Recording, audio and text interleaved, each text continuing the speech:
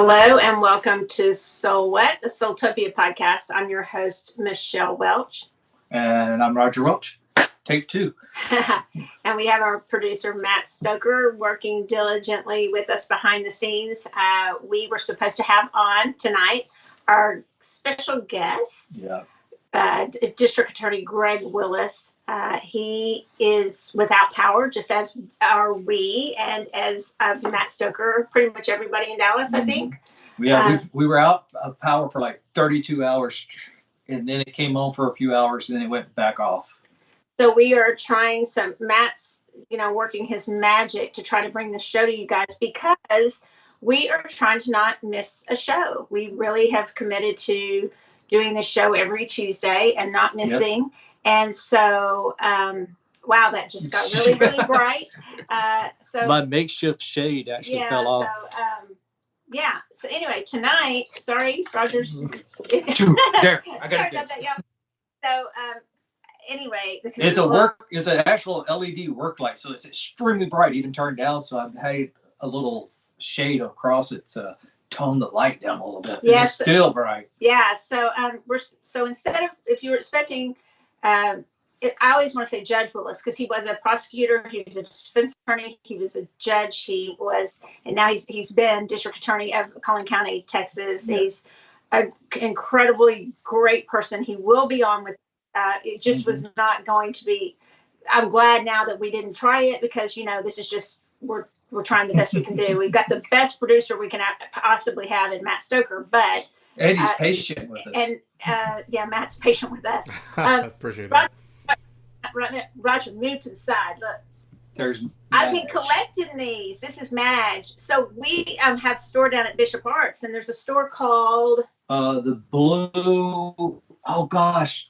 It's Blue something. And there's this artist, and this one's Alfina or Altina, like Elton John. But anyway, so she's in the picture, but Roger's covering her up. So Roger could just move and let her talk tonight. Anyway, and then we have a fluorescent.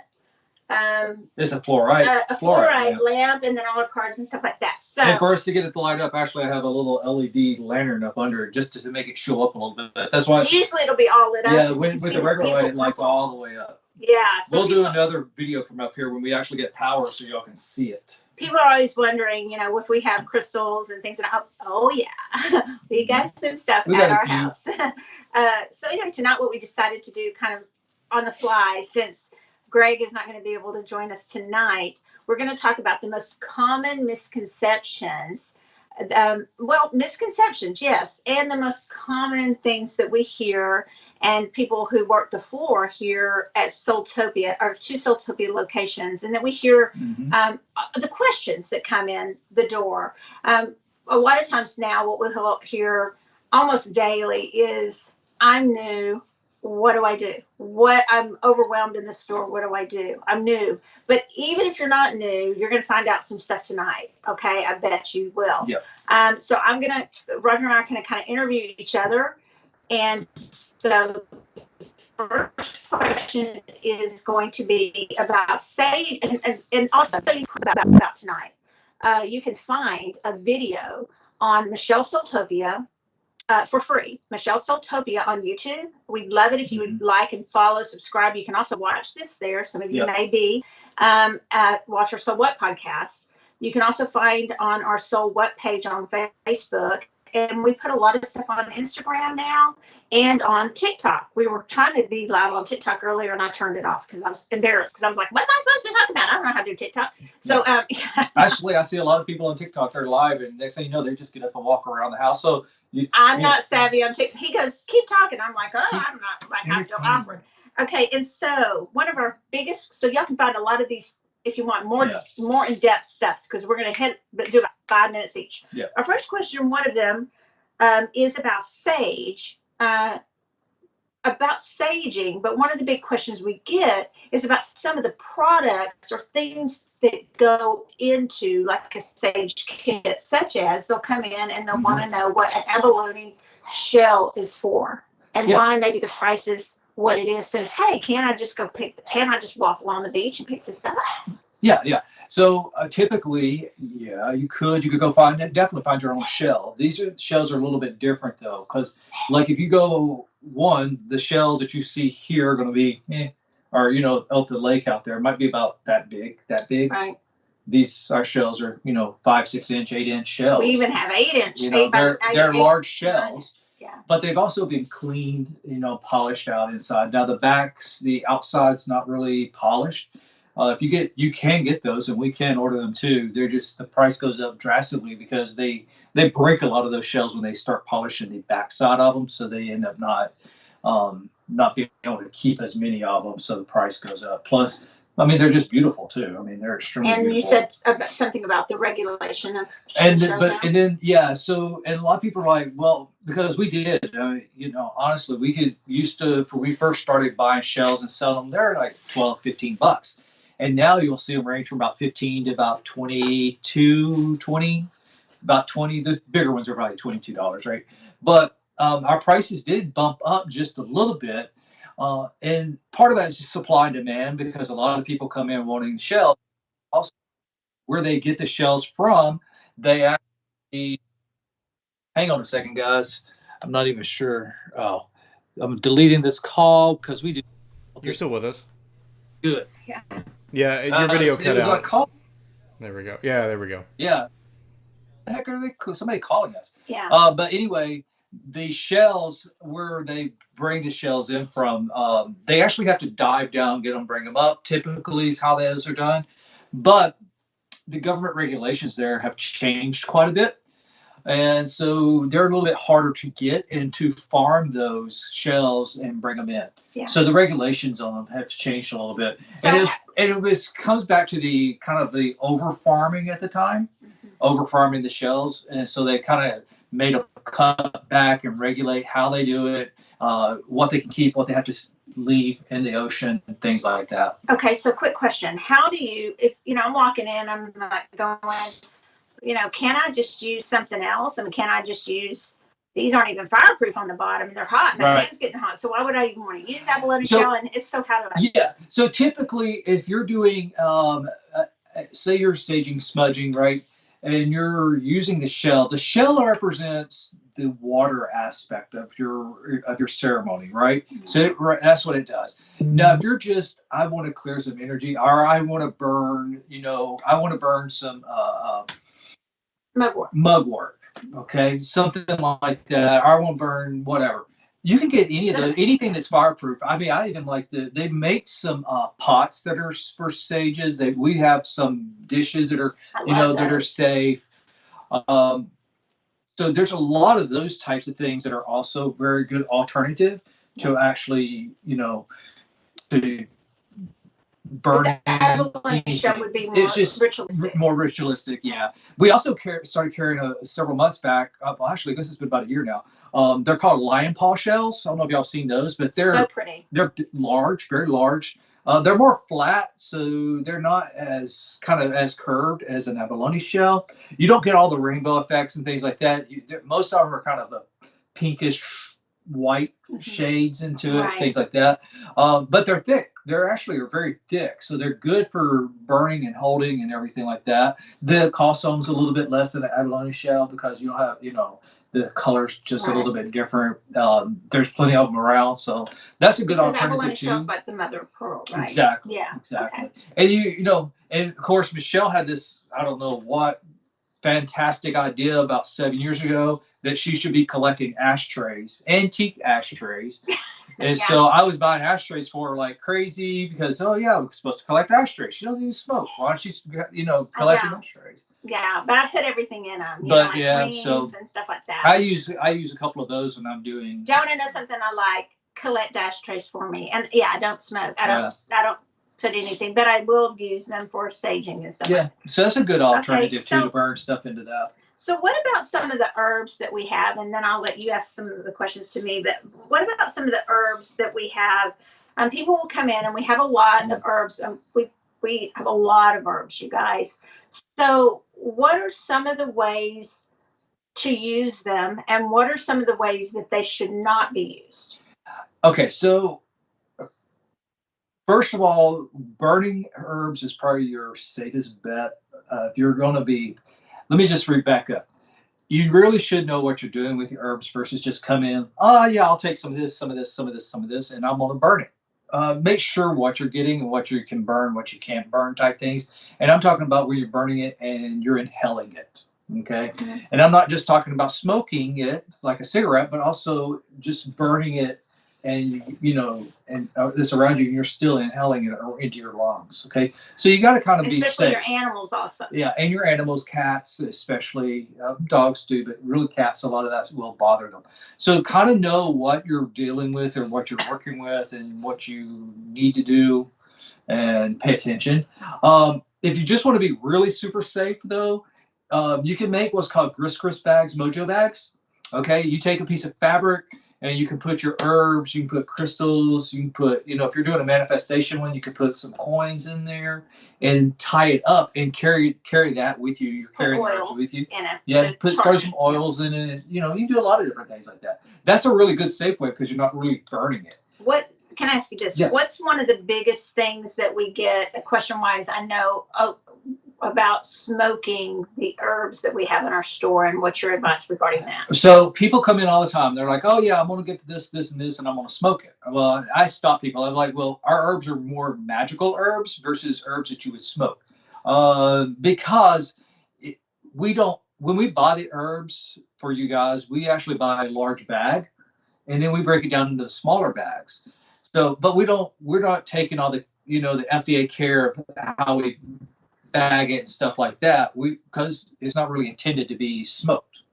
Well, not only that is that some of the herbs, like a lot of people, I hear a lot of people talking about smoking mugwort. That's probably one of the most common ones. Is people we like to smoke mugwort. Well, if you smoke mugwort, especially a large quantity of mugwort, it actually can damage your kidneys, and you can have kidney failure from that. So that's what I'm saying. You really, really, really have to know what you're doing. And just because you've heard it or you've seen it on TikTok or Facebook or Instagram, do your research on it and make sure if it makes sense. Because, yeah, mugwort's one of those that, can damage your kidneys. And there's a lot of those that can. If you will just burn the mugwort, you will get into a trance-like state just from that. You really do not have to smoke it or even use it in a tea, and I'm telling you, you don't. Okay, I know because I channel all the time, and I get into those trance-like states. And mugwort is really quick. It is a high ascension. It connects you. It helps you channel and things like that. But you do not have to. And please, if we'll tell you at our store, do not do that. Well, it's like anything. If you're going to put anything in your body, you want to make sure that it's clean and it's actually not going to harm your body. So you just want to make, those are the things you want to research versus just going out and grabbing something and try to make a tea or, cigarettes out of it, whatever. Okay. Because there are, if you get the right herbs, there are some of those that you really can smoke, but it needs to be handled the correct way too. Okay.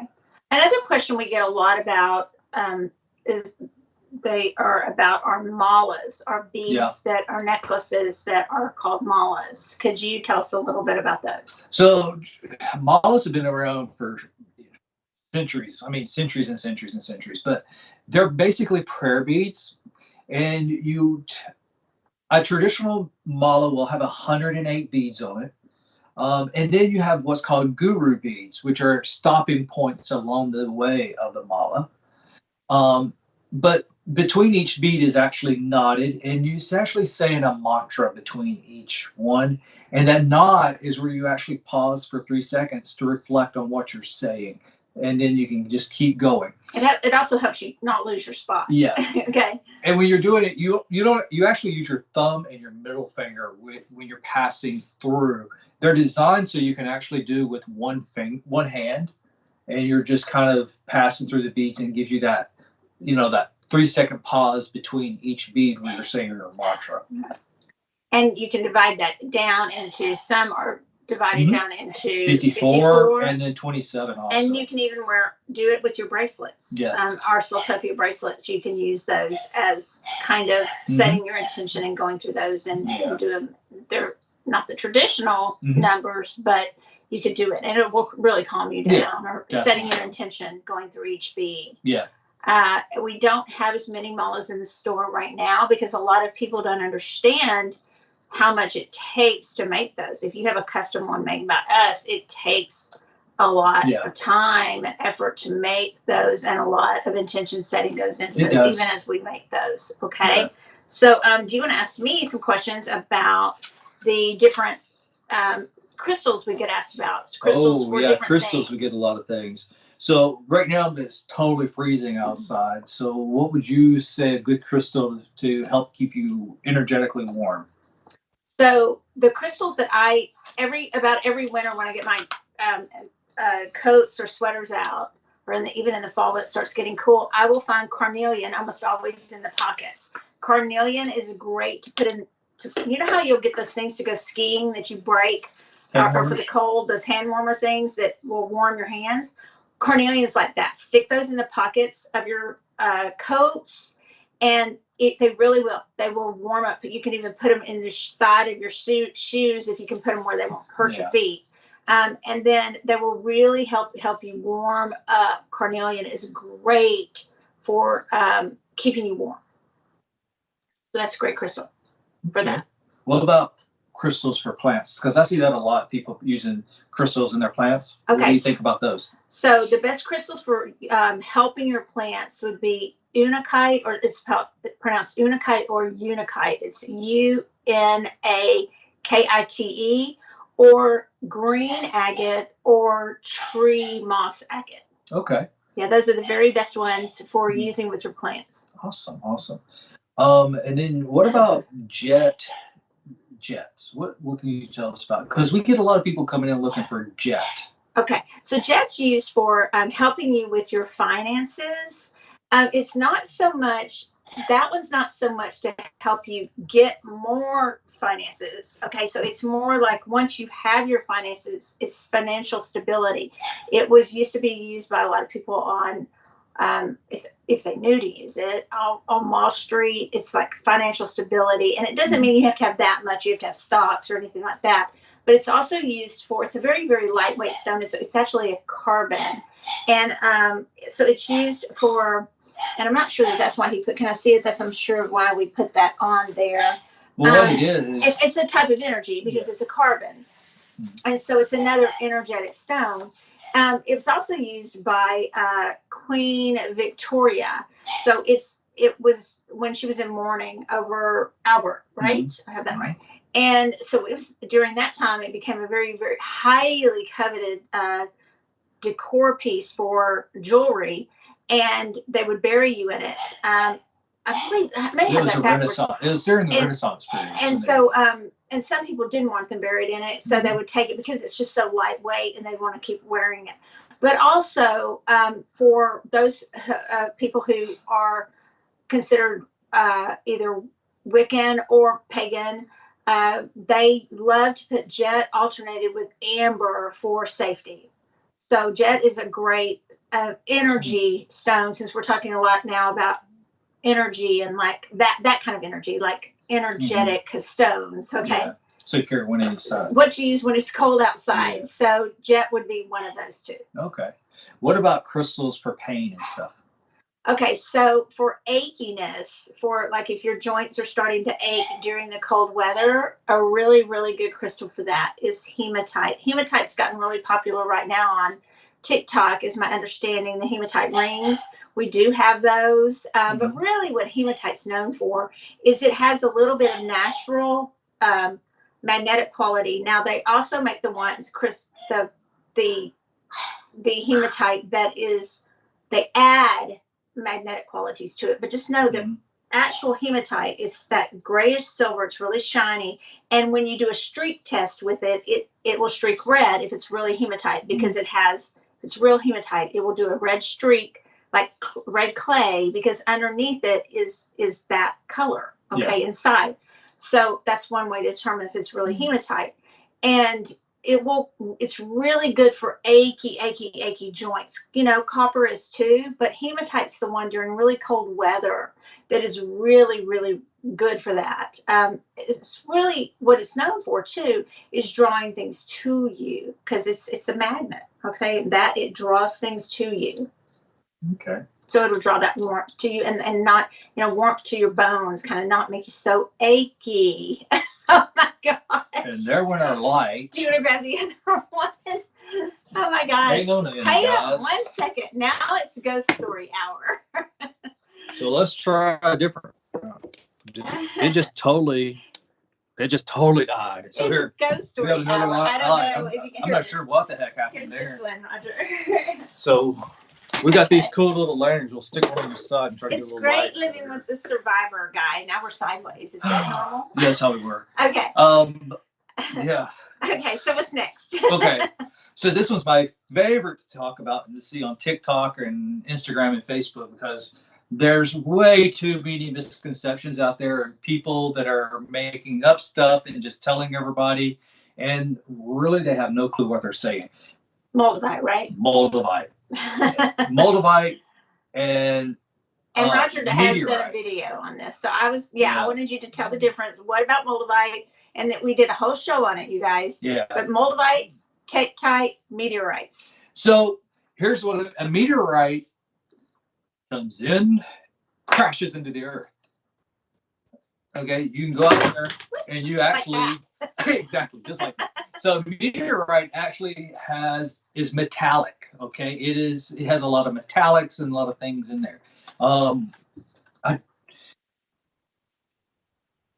It has different contents of like nickel and all. It's just a metallic. Okay. Yeah. Typically, when they do hit the earth, a lot of times they explode. So when you do, they go out and treasure hunt for meteorites. They find small pieces. They don't usually find large pieces. So it's a lot of small pieces. We had some of the pieces. It was I think Carlton will probably correct me, but I think it was 2013. There is actually a YouTube video from Russia where the meteorite comes in, it crashes, and we had some of those pieces for a long time in the store. Okay. I think we finally sold all of them. Carlton even got one. But that's a meteorite. Moldavite is a tektite. Okay, tektite is basically where the earth has been fused into a glass-like substance. So you have like regular tektites, which are black. You have moldavite, which is green, and you have Libyan desert glass, which is gold color. Okay. The biggest one, though, like I said, that people know about is moldavite, because there's so much stuff out on moldavite. And it's been around, you guys. TikTok didn't come up with moldavite. No, It's been around for a long time. Okay. Long time. So how though those things were formed, like I said, it's how the earth is fused into a glass-like substance, which takes an extreme amount of heat and energy, right? So what happens is the meteorite comes into the atmosphere and it explodes over the earth. It doesn't impact the earth. It actually explodes over the earth, and it creates all that heat and energy that basically fused into the earth and made the tektite, which is, like I said, glass-like substance. It makes that tektite, and that's how it actually is formed. So what are people saying wrong about So I see people say it's alien. It's actually that it is meteorite. Well, first of all, that was what I saw today. It said, this is the alien stone. Technically, you could say everything is. Technically, you could say all of us are from somewhere else. Because the whole earth was formed from different meteorites crashing into the earth, and the earth tumbling, for millions and billions of years, tumbling through space and being impacted and just building up from there. So there's what a lot else of do you that. hear? But you do hear about it being a meteorite. It's not a meteorite. It's a tektite. It's a tektite. That one you hear. There's also a lot of fakes out there too. Yes. Lots and lots of fakes out there. So you got to be extremely, extremely careful where you pick up your moldavite from, because there's so many fakes, and they're good looking fakes too. I mean, it's like you look at it, it's like, oh, that looks awesome. It looks real, but we've had the same two suppliers for a long time, and we told you on another podcast the difference. Literally, you guys check out the other podcast. It was probably, I don't know, 6 weeks ago. And the whole podcast was on Moldavite. So we're not going to spend the whole night talking about it. But Roger explains why, what Moldavite is, how to know if it's real, talks about our suppliers, and talks about the fact that a lot of people were dying trying to get Moldavite in Russia, and that is, or the Czech Republic. And that is why now the price has gone up. And so check out that SoulWhat video from about 5 or 6 weeks ago. So the whole show was devoted to that. But we keep seeing it. He even corrected somebody on TikTok today. I was like, who are you correcting on TikTok? He's like, I can't take it anymore. People keep posting the wrong stuff. It's just false information. And that's what happens is somebody says it, and then they just kind of, you know, it's like a snowball headed to hell, you know. It's just keeps going. A snowball headed to hell? Yeah. Okay, I like that. Okay. All right. So one of the questions that we get asked a lot is that a lot of people, it's not even a question. People come in the store and they say this: I'm an empath. I'm an empath. You know what I tell those people? Don't be mean. I have a book for you. Yeah. So I wrote a book about it, and I actually was lucky enough to be on Coast to Coast with George Norrie, and I've been on some more stuff coming, a lot of stuff. I'm having a book signing soon, the 21st and the 27th for my book, The Magic of Connection. You can show it again. And but it is a lot about the fact that people talk about empaths, and every single book out there was about, and I'm just gonna, there's another show on this too, that where Roger interviewed me. You guys, I understand that a lot of us are empaths, but it doesn't give us an excuse to not manage our energy and to just cut everybody out of our lives. We are bigger than that. We are better than that. It also does not give us we shouldn't be acting superior, like, oh, well, I'm an empath, so I'm a great psychic. No, just because you're an empath doesn't mean you're a psychic. I'm just going to tell you that straight off the bat. Sorry, it does not make you a psychic just because you have empathy. Okay, so don't be mad at me. It's factual. The book, one of my next books will probably help you. I mean, I have intuitive insights to help people know how to stretch their intuitive muscles, because a lot of us shut them down. But just because you feel things strongly does not make everybody who feels something strongly an empath. I mean, a psychic, if we were all that, then we'd have this world totally figured out. It's every single person. So I'm not being mean about empaths, because I am one. But empath being a noun was not around until Judith Orloff started writing that book a while back. And I don't mind all their books, but they taught us what we are, but they didn't tell us how to be an empath. And so I couldn't find a book that taught me how to be an empath. So I wrote a book on it, The Magic of Connection. So that is one of the biggest things that we hear in the store. We hear, I'm an empath, so I can't. Or we hear, I'm an empath, so I am this. So either way, we're not managing or minding our energy. And we need to seriously read the book. So many people who read my book said, finally, somebody's taking it and we're evolving as an empath into, well, how can we help then? Instead of being like, I can't, or we're being snotty about it, how can we help as empaths? So that is one of the biggest questions or comments we hear in the store and we hear in classes. I'm not saying don't say it. I'm just saying know what you're talking about when you do say it. Just because you've done a blog quiz that says you're an empath and you're sensitive, that doesn't mean all of a sudden that, you know, I feel like I'm sounding mean, but I'm a straight talker. It doesn't mean that you can't do things and you can blame all your energy on everybody else. I've been there, done that. Oh, that's too negative. I can't do this. I can't do that. No, that is not empowerment. That is making you be imprisoned, and that is making you feel restricted. And you're putting limitations and other people are putting conditioned beliefs and limitations on you. You can, as an empath, do amazing things. And I hope you'll join me with my book in doing that and taking us as empaths to greater levels instead of knowing what we can't do. Yeah. Okay. That's pretty cool. So we hear that a lot. And that's why I wrote the book. Okay. Because I heard it every day. Yeah. And also because I would say every day when somebody came in and they'd say, "Oh, I just can't handle this negativity," we'd give them a black tourmaline and say it absorbs, it deflects, it protects, and it transmutes. And then I thought, well, hell's bells, why can't we do that? Why can't we? If a black tourmaline can do that, why can't we? Why are we counting always on a black tourmaline to do something that we actually as human beings could do? That's right. Okay, so Roger, talking about, I'm getting to where I can't see. Oh, okay. So I was going to show you, a lot of people, we get a lot of questions about tarot cards versus oracle cards. So do you want to tell them a little bit about tarot versus oracle? Then I was going to show them how to do an unboxing of a deck. Sure. So I do it like this. This is how I kind of explain it to everybody. An oracle card is usually a deck anywhere from 36 to 54 cards. You typically, all of the cards will be all positive. Occasionally, an artist will throw in a negative card, but typically 99.9% all oracle cards are positive.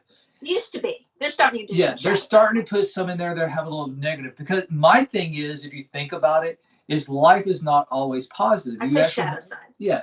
You have some things that go good and bad, right? Both sides, right?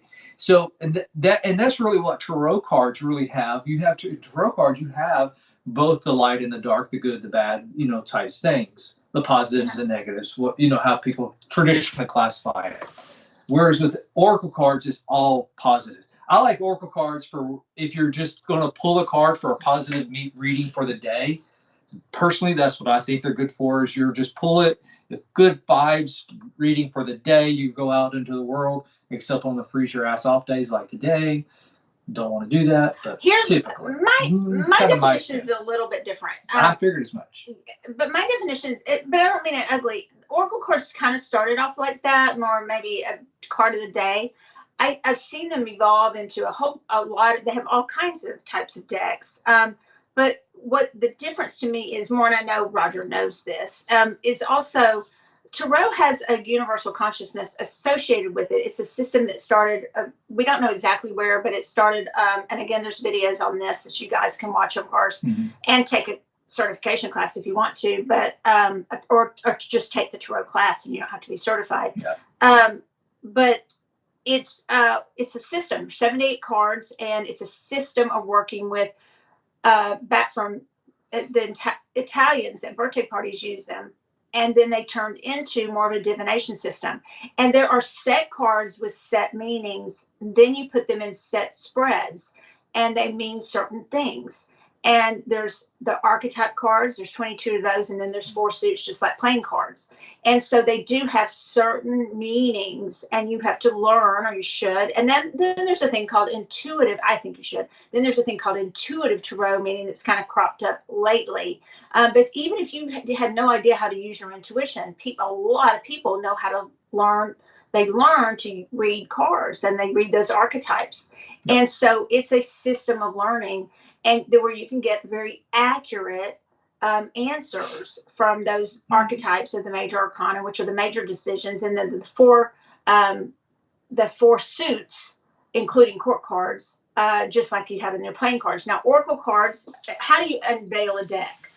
Excuse me, and what do you do? Because there's a lot of things that people will tell you. Another myth around, I believe a myth around tarot cards is that you have to be gifted your first deck. I truly believe that came from somebody. I think that was probably a marketing thing of a store. I mean, that would have been great at a store, from the store to say, here, and buy your friend one, because you should gift this to somebody. I mean, no, you can buy your own deck. It's great if somebody will gift something to you. And if you have that belief, fine. It's probably Hallmark greeting cards.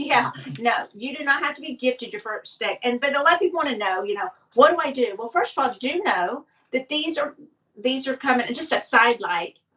Lately, the plastic, if y'all see the plastic a little torn, barely, I will say since COVID, I have noticed the plastic not being as good on boxes, just on universally. But this plastic was pretty good.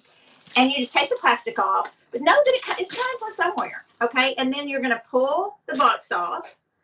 And there's so many different ways to do this. These are in chat, tarot and oracle card chat forums. But let's just say this is an oracle deck. It's the Divine Circus Oracle Cards by Atlanta Fairchild.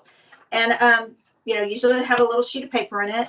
They'll usually have a guidebook where they tell you their meanings. I would recommend reading through this one time and then putting it away, unless there's something that is a subject you want to learn about. Okay, where it has really information that you want to learn about. So you might want to, but you're not going to read that right away. You're going to get your cards out, and this is called a belly band. This little elastic thing, this thing that keeps it together. I like those a lot instead of shrink wrap around them. And then you're going to look at these cards, y'all. They are gorgeous. They are beautiful. She does beautiful cards, and so does the publisher, Blue Angel. And I recommend going through each card one at a time, and that's getting your energy on the card. You just go through every single card. These are gorgeous. One at a time, all the way through them. Now, if they were tarot cards, there are people who will tell you to sleep with the cards, kind of like osmosis. You sleep with them, and don't ever sleep with the Tower card and the Death card together, because that's scary and things like that. I don't think you have to sleep with your cards. I think it's you getting your own energy on them. Some people will say take them and hold them up to your heart. Listen, I'm not a big ritual person. If you are, do all those rituals. To me, I go through each and every card because I want to learn about them. I get my energy on them. Then I might look at what's in the deck. It makes me want to use these because these are so gorgeous. And then I am going to, personally, I'm going to start using the cards.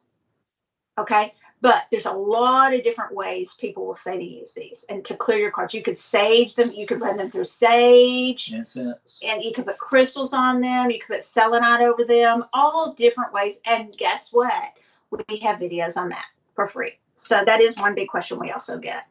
I've seen you sleeping with your cards. Well, I sleep with cards in books all around me all the time. And Roger comes in and is like, move all this crap away. You have a king-size bed. Where am I sleeping? You got a book here and here and Yeah, here, cards, I laptop over here. I do. Okay, you want to get that book out? Because the rest of this. So that is, we get, and the other question we get asked a lot is, which deck should I get first? Well, I would get whatever you're drawn to. But if you're going to learn tarot, I believe, this is my personal belief, that you should start with the Rider-Waite-Smith tarot, the traditional tarot to learn, because of the symbolism. Unless you're going to go Thoth direction, which most of the decks are not going to be based on that, or Marseille, I would do Rider-Waite-Smith. And yeah, you may think they're boring, but I still go back. I have those on tiles that I had used last night, Jamie Sawyer's tiles, I used today. And I use the traditional Rider-Waite on these little, I don't know if you can see them, these little tiny tiles. Yeah, I go. Oh, sorry. And so these are the little tiles. And then I also have them in little bitty cards that I use. So these little tiles. I also have them in kind of cool, right? Little bitty, these little bitty cards. And then here we go. And why do I use these? Because you want to learn the symbolism. Tarot cards. You can see how big they are. You want to use the symbolism. You want to learn the symbolism of the cards. If you really want to learn tarot. Mm-hmm. Okay, so that's what I would answer. I would start with that deck first. We sell those like crazy. Then go and get a really fun deck, because if you get a deck and you have no idea, and you get something that has like just 4 pentacles or 4 hearts or 4 cups on a page, you're not going to know, okay, what does that mean? There's 4 cups sitting on this card. Well, if you get the Rider-Waite-Smith, Pamela Coleman Smith, added to what they call the pip card. She added explanation in her pictures. And that's where that started from. And then all the other decks typically use that symbolism. So that's a question we get a lot. And again, have a video on it. Cool. Okay. All right. So you have down here oils, mixes, and how to use. Okay. So I'll ask you. So we have a lot of oils in the store by Plant Therapy. Mm-hmm. We have a couple of different brands, but we have Plant Therapy for straight essential oils. Yeah. And then we have a Good Earth for essential oils, and also blends of essential oils, like oils that you would use for gambling or, spell breaking or love and stuff like that. Okay, so let's distinguish. If you wanted to just use them to dress your candles, what I mean by that is to rub the oil on your candles for spells. Yep. Which one would you typically use? I would probably use the Good Earth I would use those. I think those are really good quality. Plus, these you And have very affordable. they're affordable, but you also have the very traditional, lavender or sage, and the very ylang ylang, very traditional scents. But then you also have a lot of mixes, like you have Saint Michael, Archangel Michael. If you want to do, kind of a protection something, you actually do have one that's for protection. We have, gambling, better Court. jobs, find a job, court cases, right? Better business, money. Anything It you can just think goes of. on and on and on, Yeah. right? But those are really good to be able to use in candle magic for sure. And in those grist bags Yep. or mojo bags that we were Yep. talking about earlier. So that is how people want to know, well, how do I use these? That's how you would use those. Mm-hmm. And if you wanted to get the higher grade, and it's still very good, we really sourced a good essential oil that wasn't a multi-level marketing MLM. I didn't want any of those in my store. So we found this company called Good Earth. Plant Therapy. Mm-hmm. And so that if you wanted to use those to, where you can spot test and you can read whether or not you can put them, on your wrist or absorb straight through your heels of your feet, which is a great way to get them into your system. Then you can use those like lavender, and you're wanting those for, or you want to diffuse them. We have car diffusers, things like that. You can put them on if you have a basalt bracelet. Basalt, you can put it on that. But as far as that would be the plant therapy ones. But if you wanted to use, like you said, the Good Earth, that's more for your intention setting, whichever way you do that. If you put those on your candles or your mojo bags, or all kinds of different ways you can use those. Yeah. Yeah, that's a good one for sure. And then so we get I asked a lot about that. All right. So what about incense versus resins? I'm just going to let you ask that. So the question we get is we have incense, that's on a stick or either in the cones. And I wanted you to explain the cones and with backflow burners. And then we also have the resins. And then we also have, now you make these really cool powder incense. Okay. So what are the differences between all of those? So pretty much, probably everybody out there knows what the incense on a stick is. Mm-hmm. Okay. It's basically a stick, and they use some sort of sticky substance to apply the powders. Okay. Which could be mixes of oils and sawdust and herbs and different things on there. Some of them even have resins mixed into it. Mm-hmm. But now what a traditional resin, is a resin, like a tree sap resin product, right? But you can't just light it like an incense. You can light the stick and it burns, all the way down. Resins really won't do that very well. So what you need to do is get the little charcoal disc, kind of like the hookah pipe charcoals. Just get one of those. Now, if you're not burning a lot, you can snap those in half also. I do that quite often. But light that, get that charcoal lit, get it going, and then just drop on top of the charcoal, drop some of the resins, and it actually will start taking off and bubbling and start smoldering and smoking up. So it's kind of the difference. Resins won't really burn like a incense stick will burn. So you had to have an activator, like I said, a charcoal disc with. Is that typically the time when you would need the charcoal disc? Yes, that. Or if you're burning herbs, it makes burning herbs pretty easy too, because especially if you break them down or even grind it down to a smaller powder, you can just sprinkle it in. Is that the kind of charcoal you get that just goes like? People will ask this, that goes on the grill? No, it's not the same charcoal. People do. I guess you could use that though, but it's not. It's more like the hookah pipe charcoals because they are discs. The ones we have are 33 millimeter, and they're about 33 millimeters, just a little larger than a quarter, right? And then they're about 3/8 of an inch thick. And we use what's called Swift Light. And what Swift Light is when you hit it with a light source, a lighter, right? It goes off like a sparkler, almost goes sparkler effect to it. And then give it just a few minutes to actually get burning down into the charcoal. And then sprinkle your stuff, whatever you're burning right on top of it. Yeah. Palo Santo is really cool to put on top of it too, because Palo Santo, once you get it lit, it's sometimes a little harder to keep it going. Yeah. So you can take the Palo Santo and put it down on top of the charcoal, and it burns really well there. Awesome. Now the powders I make is actually a blend of a couple things. I use a base first that's because all instant powders are like a wood-based product. But to get the colors, they use what's called mica, which is also the same thing they use for makeup. Right. Okay, is a powder mica, which actually gives it the colors. Yeah. What does that say? Low battery, Matt. So we'll wrap it up in just a second. Yeah, it was at 20%. But anyway, the powdered incense that I do, you have the wood base. And like I said, it has the mica powder in there. But then I grind herbs down to like baby powder fine, different herbs to give it that scent. It's his incense powders are amazing. Yeah. That's all I use now. I mean, I'm like always, do you have any extras around? Because I'm always bringing them home. And he's like, stop taking them from the store. But I sneak them out all the time. And I always tell people, you want to start with about a half of a teaspoon to start with, and then adjust up or down, kind of gauge how much smoke comes off a half teaspoon. Because some people like a lot of smoke, some people don't like a lot of smoke. Just start with a half and see how that goes for you, whether you need to add or take away from it. Right. Now, and a cone's basically the same thing. They just add an agent to it to actually bond it together so it stays in the form. I know that Matt liked our backflow burners. I love backflow burners. The cone, it takes a special cone for those. So you have to have the cone, and it has a hole through the bottom, because as you light the top, the smoke goes down that hole, and that hole on the backflow burner at the top of it is where the smoke comes out and it kind of flows back. One thing that Matt did tell us one night when he was thinking about getting one, Matt, our producer, is that you do want to be careful.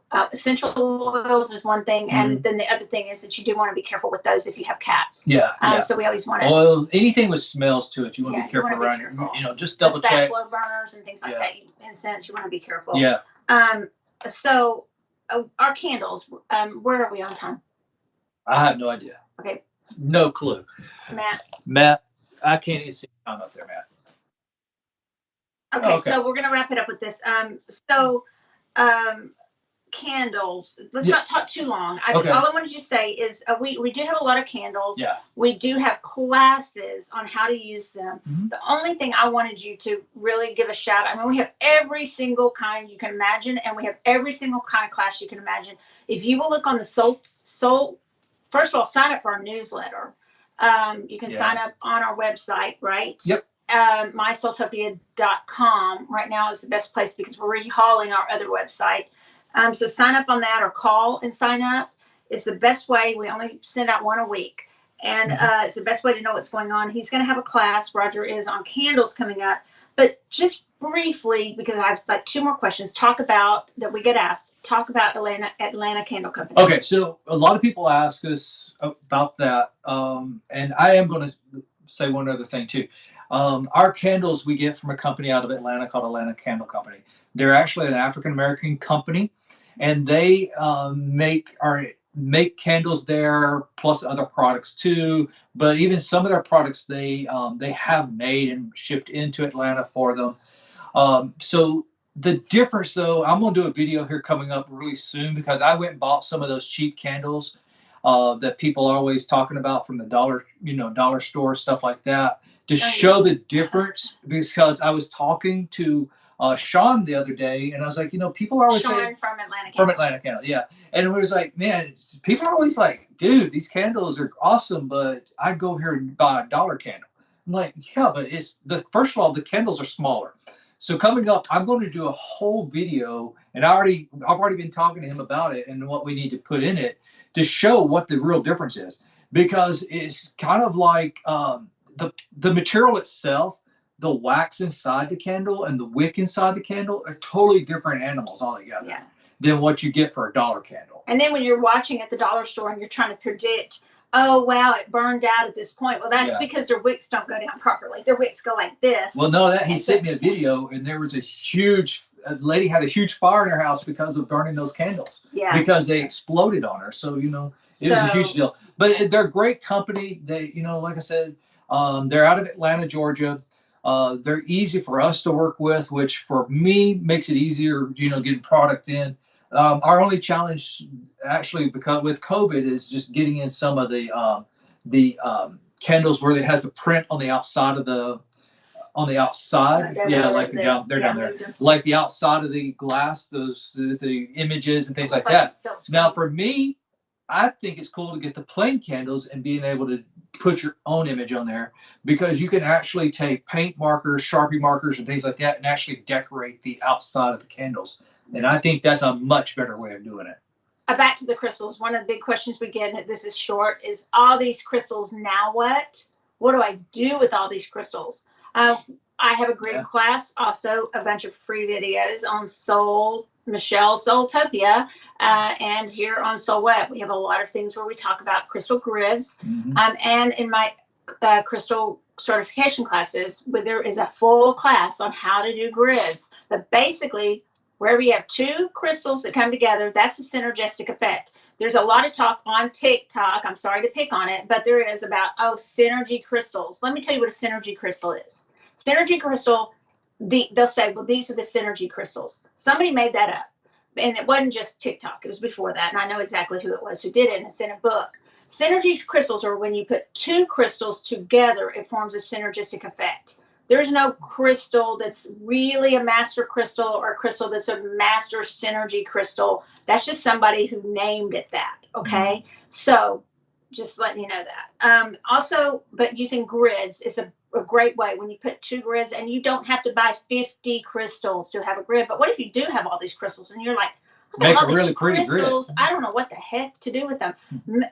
Use them, change them around, put candles, put photographs, put jewelry in it, make these beautiful grids, and then take pictures and post them and set your intention with them. So that's a great thing to do with all your crystals, besides just using them and rotating them out how you use them.